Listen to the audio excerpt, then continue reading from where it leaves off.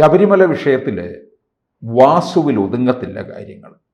വാസുവിൽ നിന്ന് വീണ്ടും നീളും. അങ്ങനെ നീളുമ്പോഴായിരിക്കും CPM ഒന്നുകൂടെ പ്രതിരോധത്തിലേക്ക് മാറുന്നത്. ഈ തെരഞ്ഞെടുപ്പാണ്. ഈ സമയത്ത് CPMന് ജനങ്ങളെ അഭിമുഖീകരിക്കുന്നത് എങ്ങനെയെന്നുള്ള ഒരു ചോദ്യവും ഇതിനകത്ത് ഉയരുന്നുണ്ട്. പ്രതിരോധത്തിലാകുകയാണ്. കാരണം വാസു പാർട്ടിയിലെ ഒരു പ്രധാന ഘടകം തന്നെയാണ്. ഇനി ഇത് പത്മകുമാറിലേക്ക് വരാം, കടകംപള്ളിയിലേക്ക് വരാം, അനന്തഗോപനിലേക്ക് വരാം. അനന്തഗോപൻ മുൻ പ്രസിഡന്റ് കൂടിയായിരുന്നു. വാസവനിലോട്ട് കൂടെ എന്തുകൊണ്ട് വന്നുകൂടാ? VN വാസവനിലും അല്ല, എന്തുകൊണ്ട് വന്നുകൂടാ?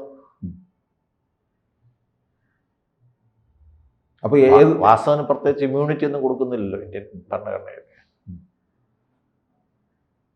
ഹൈക്കോടതി കഴിഞ്ഞ സിറ്റിങ്ങിലെ കഴിഞ്ഞ ഓർഡറിൽ ഹൈക്കോടതി പറഞ്ഞത് ഇതിൽ ഉത്തരവാദിത്തപ്പെട്ട എല്ലാ പേരെയും ബുക്ക് ചെയ്യണമെന്നാണ് പറഞ്ഞത്. അതിനകത്ത് ആരും എക്സംപ്റ്റ് ചെയ്യാൻ പറഞ്ഞിട്ടില്ല.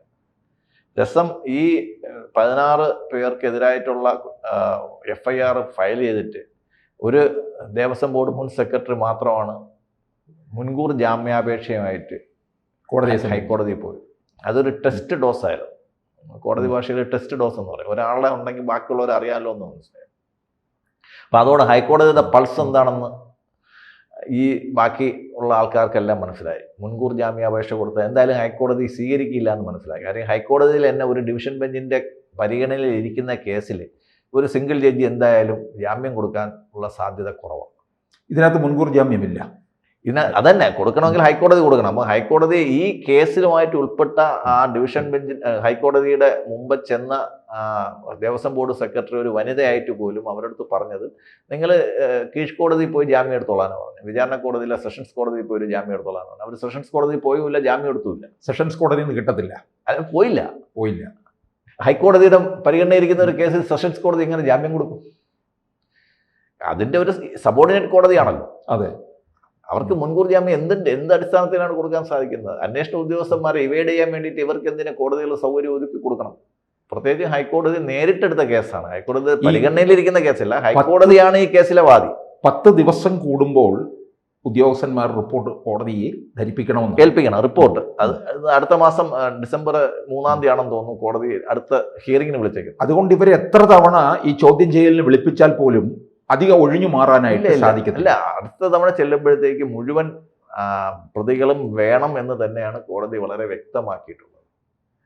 അതിനകത്തൊരു സാധ്യത എന്ന് പറയുമ്പോഴത്തേക്ക് അദ്ദേഹത്തിന് ബുദ്ധിമുട്ടുണ്ടാക്കാൻ പറ്റുന്ന, ഈ അന്വേഷണ സംഘത്തിന് തന്നെ ബുദ്ധിമുട്ടുണ്ടാക്കാൻ പറ്റുന്ന ഒരു സാഹചര്യം കോടതിക്ക് ഇഷ്ടമുള്ള, ചിലപ്പോൾ കേരളത്തിന് പുറത്തുനിന്നുള്ള 2-3 ഉദ്യോഗസ്ഥന്മാരെയും കൂടെ ഈ അന്വേഷണ സംഘത്തിൽ വച്ചു കഴിഞ്ഞാൽ ഒന്നും ചെയ്യാൻ പറ്റത്തില്ല. ശ്രീ വെങ്കടേഷ് സാറിൻ്റെ കയ്യിൽ നിന്ന് തന്നെ കാര്യങ്ങൾ പോകും. അദ്ദേഹത്തെക്കാളും ജൂനിയറായിട്ടുള്ള ഉദ്യോഗസ്ഥന്മാർ, മറ്റ് സ്റ്റേറ്റ് കേഡറിലുള്ള ഉദ്യോഗസ്ഥന്മാർ വന്ന് അന്വേഷണ സംഘത്തിൽ ഇരുന്നിട്ട് അവർ എലികളെ പിടിച്ച് തുടങ്ങിക്കഴിഞ്ഞാൽ പിന്നെ പൂച്ചയ്ക്ക് കാര്യമൊന്നുമില്ലല്ലോ, മൂത്ത പൂച്ചയ്ക്ക് കാര്യമൊന്നുമില്ല. ആ ഒരു ഘട്ടത്തിലോട്ട് നമ്മുടെ കാര്യങ്ങൾ പോകാതിരിക്കാൻ വേണ്ട ജാഗ്രത എന്തായാലും വെങ്കടേഷ് സാർ കാണിക്കും. കാര്യം അദ്ദേഹം ഒരു വളരെ മിടുക്കനായിട്ടുള്ളൊരു ഉദ്യോഗസ്ഥനാണ്. ഇപ്പം അകത്തേക്ക് പോയ വാസുവിന് അപ്പം ജാമ്യം കിട്ടില്ല. എന്ത് കാരണത്തിലാണ് ജാമ്യം കൊടുക്കേണ്ടത് സാർ? എന്ത് കാരണത്തിലാണ്? ഇപ്പം മെനങ്ങാന്ന് തന്നെ കഴിഞ്ഞ ആഴ്ച നമ്മൾ സുപ്രീം കോടതിയിൽ ശ്രദ്ധിക്കുകയാണെങ്കിൽ ഇന്ത്യയിലെ തന്നെ 4 പ്രധാനപ്പെട്ട വക്കീലന്മാർ ഒരാളുടെ ജാമ്യത്തിന് വേണ്ടിയിട്ട് കയറിയാണ്. 5 വർഷം കൊണ്ട് അവർ അകത്ത് കിടക്കുന്നവരാണ്. ദുഷ്യന്ത് ദവെ, പിന്നെ കപിൽ സിബള്, അങ്ങനെ ഇന്ത്യയിലെ ഏറ്റവും പ്രധാനപ്പെട്ട 4 വക്കീലന്മാർ കയറി. അപ്പോൾ എല്ലാവരും വിചാരിച്ചത് ഈ 4 വക്കീലന്മാർ കയറി കഴിഞ്ഞാൽ എന്തായാലും ഒരു പ്രതിക്ക് ജാമ്യം കൊടുക്കുമെന്ന് വിചാരിച്ചു. സുപ്രീം കോടതി പറഞ്ഞു വെളിയിൽ നടക്കുന്ന കണ്ടില്ലെന്ന് വെച്ചാൽ. കഷ്ടകാലത്തിന് അതിൻ്റെ തലേദിവസമായിരുന്നു ബോംബെയിലെ റെഡ് ഫോർട്ടിലെ സ്ഫോടനം. അപ്പോൾ ഇത് കണ്ടില്ലേ, ഇനി എന്താ പറയേണ്ടതെന്ന്, ഞങ്ങൾ എന്താ പറയേണ്ടതെന്ന് ചോദിച്ചു. ഇവർക്ക് 4 പേർക്ക് ഒരു മറുപടിയില്ല. കപിൽ സിബിള് ഒരു ചമ്മിയ ചിരിയും ചിരിച്ചിട്ട് വെളിയിൽ ഇറങ്ങിപ്പോകും. ജാമ്യം എന്ന് പറയുന്ന അവകാശമാണ്, മറ്റതാണ് മറിച്ചാണെന്നൊക്കെ പറയുന്നുണ്ട്. പക്ഷേ ഈ അമ്പലക്കള്ളന്മാർക്ക് എങ്ങനെയാണ്, എന്ത് കേരള ജാമ്യം കൊടുക്കുന്നത്? അടുത്ത അമ്പലം മോഷ്ടിക്കാനാണോ ജാമ്യം കൊടുക്കേണ്ടത്? കോടതി ചോദിക്കുന്നതാണ്. അവർ മോഷണ കേസിലെ പ്രതികളാണ്, അവർ തൊണ്ടികൾ കണ്ടെടുക്കണ്ടേ, ചാർജ് ഷീറ്റ് വരട്ടെ, അതിനുശേഷം നമുക്ക് ജാമ്യാപേക്ഷ പരിഗണിക്കാമെന്നാണ് നോക്കുക. ആരും മുൻകൂർ ജാമ്യത്തിന് പോകാത്തതിൻ്റെ കാര്യം തന്നെ ഞാൻ പറഞ്ഞത് മനസ്സിലാകുന്നു. ഒരു മുൻകൂർ ജാമ്യത്തിന് ശ്രമിച്ചത് പോലും കാര്യം ഹൈക്കോടതിയിൽ പോയിട്ട് കാര്യമില്ല. കാര്യം കോടതിയാണ് ഈ കേസിലെ വാദി സാർ, കോടതിയല്ല. കോടതി ഈ കേസിലെ വാദിയാണ്. അതുകൊണ്ട് തന്നെയാണ് പ്രശ്നം ഇത്രയും ഗൗരവത്തിൽ അതുകൊണ്ടാണ് ഇവർക്കൊന്നും ചെയ്യാൻ പറ്റാത്തത്. ഇല്ലെങ്കിൽ വാസുവിനെയൊക്കെ ആർക്കെങ്കിലും അറസ്റ്റ് ചെയ്യുന്ന കാര്യം ചിന്തിക്കാൻ പറ്റുമോ? കോടതിയാണ് ഈ കേസിലെ വാദി. അതെ, വാസുവിലേക്ക് അടുക്കാൻ സാക്ഷി ഒരു ജില്ലാ ജഡ്ജിയുമാണ്. കോടതി നിയമിച്ച ഒരു ജില്ലാ ജഡ്ജിയാണ് കോടതിയിലെ സാക്ഷി. അപ്പോൾ പ്രതികൾക്ക് ഇനി എവിടുന്നാണ്? വാസു പണ്ട് എക്സൈസ് വകുപ്പ് മന്ത്രിയായിരുന്ന ഗുരുദാസിന്റെ അങ്ങേരത് ലീഗൽ ഓഫീസറൊക്കെ ആയിരുന്നു. പ്രൈവറ്റ് സെക്രട്ടറി അല്ല, അങ്ങേരത് ലീഗൽ ഓഫീസർ ആയിരുന്നു. എനിക്ക് തോന്നുന്നത് ഈ വിജിലൻസിന്റെ ലീഗൽ അഡ്വൈസറോ അങ്ങനെ ഒരു ലീഗൽ വിജിലൻസിൽ. അപ്പൊ അദ്ദേഹമാണ് ഇപ്പൊ തറയിൽ കിടന്ന് കൊതുകൂടിയും കൊണ്ട് കിടക്കുന്നത്. അപ്പോൾ ഇവർക്ക് ജാമ്യം കൊടുക്കണമെന്ന് പറയുമ്പോഴത്തേക്ക് അറസ്റ്റ് ചെയ്ത് ജാമ്യം കൊടുക്കാനുള്ള ഗ്രൗണ്ടൊന്നുമില്ല. ഇവർ ഇത്രയും കാലം ലോകത്ത് വികസിച്ച് നടന്ന ആൾക്കാരാണ്. ജാമ്യം കൊടുക്കേണ്ടത് കോടതിയാണ്. ഹൈക്കോടതി നേരിട്ടെടുത്ത ഒരു കേസിൽ കീഴ്ക്കോടതി ജാമ്യം കൊടുക്കുമെന്ന് ചിന്തിക്കാൻ വയ്യ. ഹൈക്കോടതി ചെന്ന് കഴിഞ്ഞാൽ അവർക്ക് ഒരിക്കലും കൊടുക്കാനും പറ്റത്തില്ല. പിന്നെ പോകേണ്ടത് സുപ്രീം കോടതിയിലാണ്. എനിക്ക് തോന്നുന്നു ഇപ്പം ഭക്തരുടെ വിശ്വാസം ഒന്നുകൂടെ ശബരിമലയിൽ കൂടി. അല്ല, ഈ ഒരു ക്രമാനുഗതമായിട്ട് ഈ ശബരിമലയെ നശിപ്പിക്കാനുണ്ടായ ഈ സർക്കാരിൻ്റെ കഴിഞ്ഞ 10 വർഷത്തെ നേട്ടം ശബരിമല കൂടുതൽ പവർഫുള്ളായി എന്നുള്ളതാണ്, കൂടുതൽ വരുമാനം ഉണ്ടായി എന്നുള്ളതാണ്. അല്ല, ശബരിമല എല്ലാ കാലത്തും എല്ലാ വിവാദങ്ങളെയും അതിജീവിച്ചിട്ടുണ്ട്. കാരണം പണ്ട് ഒരു പരപ്പനങ്ങാടി ഉണ്ണികൃഷ്ണൻ പറഞ്ഞു, ഒരു കർണാടകത്തിലെ ഒരു സിനിമാ നടി ശ്രീകോവിലിനകത്ത് കയറി എന്നുള്ള പ്രശ്നങ്ങളൊക്കെ ഓർക്കുന്നില്ലേ? അതൊക്കെ ആർക്കെങ്കിലും അത് അങ്ങനെ.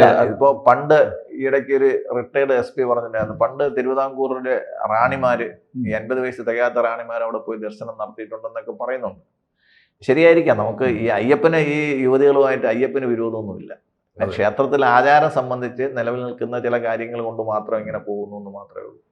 ഈ തന്ത്രിയോ അവിടുത്തെ മന്ത്രിയോ കണ്ടിട്ടല്ല ജനങ്ങൾ പോകുന്നത്. ജനങ്ങൾക്ക് അയ്യപ്പനിലുള്ള വിശ്വാസമാണ്. അത് ഈ സ്വർണം കൊണ്ട് കുറയ്ക്കാനോ അല്ല സ്വർണം കൂടിയതുകൊണ്ട് കൂട്ടാനോ ഒന്നും പോകുന്നില്ല.